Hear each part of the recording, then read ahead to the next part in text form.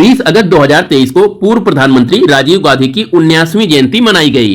श्री राजीव गांधी के जन्म दिवस की वर्षगांठ पर प्रत्येक वर्ष 20 अगस्त को सद्भावना दिवस के रूप में मनाया जाता है। श्री राजीव गांधी भारत के सबसे युवा प्रधानमंत्री रहे और उन्होंने 1984 से 1989 तक देश के छठे प्रधानमंत्री के रूप में पदभार संभाला। लिबरेशन टाइगर्स ऑफ तमिल इलम अर्थात लिट्टे के एक आत्मघाती हमलावर ने 1991 में एक चुनावी रैली के दौरान उनकी हत्या कर दी थी।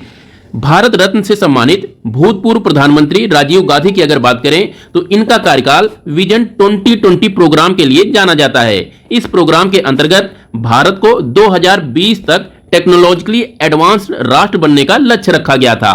इसी प्रोग्राम के अंतर्गत टेक्नोलॉजी, कंप्यूटराइजेशन और टेलीकम्युनिकेशन के क्षेत्रों पर फोकस किया गया था। भारतीय अंतरिक्ष अनुसंधान संगठन इसरो का महत्वाकांक्षी अभियान चंद्रयान-3 23 अगस्त को शाम लगभग 6:04 पर चंद्रमा के दक्षिणी ध्रुव पर सॉफ्ट लैंडिंग करेगा। चंद्रयान-3 के लैंडर का नाम विक्रम तथा रोवर का नाम प्रज्ञान है। यदि चंद्रयान-3 निर्धारित समयानुसार सफलतापूर्वक चंद्रमा की सतह पर उतर जाता है तो भारत चंद्रमा के दक्षिणी ध्रुव पर यान उतारने वाला दुनिया का पहला देश और चंद्रमा पर सफल अभियान भेजने वाला दुनिया का चौथा देश बन जाएगा। यहां पर ध्यान दीजिएगा कि रूस ने 47 सालों के बाद लूना 25 नामक मून मिशन लॉन्च किया था, जिसे 21 अगस्त को चांद की सतह पर उतरना था, लेकिन चांद की सतह पर उतरने से पहले ही यह यान क्रैश हो गया। यहां पर बात कर लेते हैं चंद्रयान-3 और लूना 25 के मध्य कुछ मूलभूत अंतरों की। तो चंद्रयान-3 को 14 जुलाई 2023 को लॉन्च किया गया था, वहीं लूना 25 को लगभग एक महीने बाद 11 अगस्त 2023 को लॉन्च किया गया था।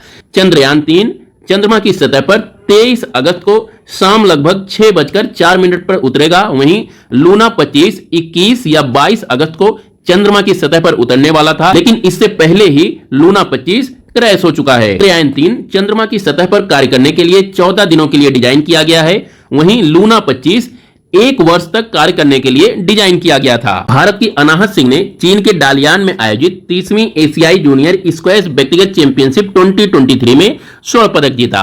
बात कर लेते हैं 30वीं एशियाई जूनियर स्क्वैश व्यक्तिगत चैंपियनशिप 2023 के आयोजक देश चीन के बारे में। तो चीन एशिया कॉन्टिनेंट के पूरब में अवस्थित क्षेत्रफल के हिसाब से दुनिया का तीसरा सबसे बड़ा देश है। वहीं अगर आबादी की बात करें तो आबादी के हिसाब से यह दुनिया का दूसरा सबसे बड़ा देश है, जबकि दुनिया का सबसे बड़ा देश आबादी के लिहाज से भारत बन चुका है। चीन के पूरब में प्रवाहित होने वाली कुछ प्रमुख नदियों को आप पिया कोड के जरिए याद रख सकते हैं।